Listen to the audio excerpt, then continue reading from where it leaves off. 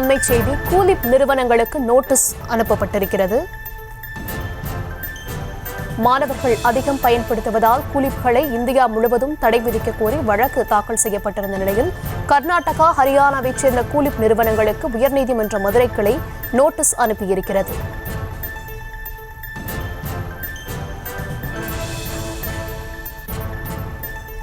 நீதிமன்றமே தாமாக முன்வந்து எதிர் மனுதாரராக கூலிப் நிறுவனங்களை சேர்த்து உத்தரவை பிறப்பித்திருக்கிறது.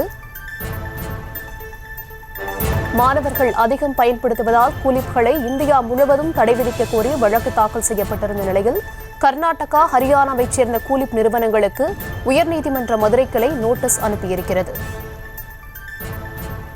விவரங்களுடன் இணைகிறார் செய்தியாளர் நாகேந்திரன். வணக்கம் நாகேந்திரன், விவரங்களை வழங்கலாம். வணக்கம் ஹர்ஷினி. புகையிலை தயாரிப்புகளை பாதுகாப்பற்ற உணவுப் பொருள் என அறிவித்து இதனை இந்தியா முழுவதும் தடை செய்யலாமா? இந்த வழக்கில் ஹரியானா, கர்நாடகா மாநிலத்தைச் சேர்ந்த புகையிலை தயாரிப்பு நிறுவனங்களை நீதிமன்றம் தாமாக முன்வந்து எதிர் மனுதாரராக சேர்த்து நோட்டீஸ் அனுப்ப உயர்நீதிமன்ற மதுரை அமர்வு என்பது உத்தரவு என்பதை பிறப்பித்திருக்கிறது.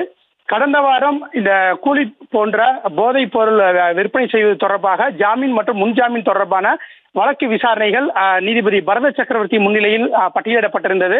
அப்போது மத்திய மாநில அரசு வழக்கறிஞர்களை நீதிமன்ற அறைக்கு நேரடியாக வர வைத்து அவர்கள் முன்பு இந்த வழக்கு தொடர்பான விசாரணையின் போது ஏன் தமிழகத்தில் இது போன்ற அந்த போதைப் பொருட்கள் தடை செய்யப்பட்டிருந்தாலும் பிற மாநிலங்களில் இது போன்ற அந்த போதைப் பொருட்கள் தயாரிப்பு என்பது நடைபெற்று வருகிறது, அந்த நிறுவனங்களிலிருந்து ஜிஎஸ்டி என்பது வரி வசூல் செய்யப்பட்டு வருகிறது, இந்த புகையிலை உள்ளிட்ட இந்த போதைப் பொருட்களை இந்தியா முழுவதும் ஏன் தடை செய்யக்கூடாது என கேள்வி எழுப்பி அந்த உத்தரவு என்பதை பிறப்பித்திருந்தார். அந்த உத்தரவு என்பது விரிவான உத்தரவு தற்போது வெளியாகி இருக்கிறது. அது தொடர்பான விரிவான அந்த உத்தரவை நாம் பார்ப்போம்.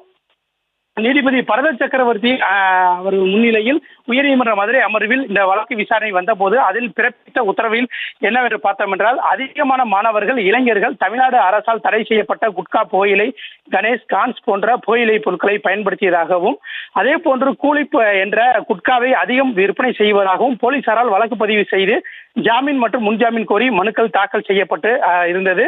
இதுபோன்ற வழக்குகளை விசாரித்த நீதிபதி பரத சக்கரவர்த்தி பிறப்பித்த உத்தரவில் புகையிலை பொருட்களை பள்ளி மாணவர்கள் இதற்கு அடிமையாகி இருப்பது தெரிய வருகிறது. தமிழகத்தில் இவற்றிற்கு தடை விதிக்கப்பட்டிருந்தாலும் பிற மாவட்டங்களில் அனுமதிக்கப்படுகிறது. அத்தகைய பொருட்களை தயாரிக்கும் நிறுவனங்களிடமிருந்து மத்திய அரசு ஜிஎஸ்டி வரி வசூல் செய்து வருகிறது. தற்போது பள்ளி மாணவர்கள் சண்டையிட்டுக் கொள்வது போன்ற சம்பவங்கள் அதிகரிக்க போதைப் பொருட்கள் பயன்பாடே காரணம். இளம் தலைமுறை சிந்திக்கும் திறன் முற்றிலுமாக மறைந்து வருகிறது. குழந்தைகளை நாம் எவ்வாறு பாதுகாக்கப் போகின்றோம்? போதைப் பொருள் விற்பனை செய்தால் கைது செய்கிறோம், அவர்கள் ஜாமீனில் வெளியே வந்து விடுகின்றனர். 15 நாட்களில் மூடப்பட்ட கடைகளை மீண்டும் திறக்கப்படுகின்றது. இது போன்று தொடர்ந்து வழக்கம் போல் அந்த கடைகள் செயல்பட தொடங்கி இருக்கின்றது. தமிழகத்தில் உள்ள எல்லா பள்ளிகளிலும் கூலிப் எனும் போதைப் பொருட்களை பயன்படுத்துவோர் அதிகமாக இருப்பதாகவே தெரிய வருகிறது. எனவே அதனை பாதுகாப்பற்ற உணவுப் பொருள் என அறிவித்து அதனை இந்தியா முழுவதும் ஏன் தடை செய்யக்கூடாது என தொடர்பாக மத்திய சுகாதாரத்துறை மற்றும் பள்ளி கல்வித்துறை செயலாளர் பதில் மனு தாக்கல் செய்ய உத்தரவிட்டிருந்தார். இந்த நிலையில் நீதிபதி பரத சக்கரவர்த்தி பிறப்பித்த உத்தரவில் ஹரியானா மாநிலத்தைச் சேர்ந்த சோனோபேட் பகுதியைச் சேர்ந்த தேஜ்ராம் தரம் பால் பிரைவேட் லிமிடெட் மற்றும் கர்நாடக மாநிலத்தைச் சேர்ந்த தும்கூர் பகுதியைச் சேர்ந்த விதாரத் இண்டஸ்ட்ரீஸ் பிரைவேட் லிமிடெட், அதே போன்று கர்நாடக மாநிலத்தைச் சேர்ந்த தும்குரு அந்தரஹள்ளி இண்டஸ்ட்ரியல் ஏரியாவைச் சேர்ந்த விஆர்ஜி ப்ராடக்ட் பிரைவேட் லிமிடெட் ஆகிய இந்த 3 விவரங்களுக்கு நன்றி நாகேந்திரன். செய்திகளை உடனுக்குடனும் துல்லியமாகவும் தெரிந்து கொள்ள சப்ஸ்கிரைப் பண்ணுங்க.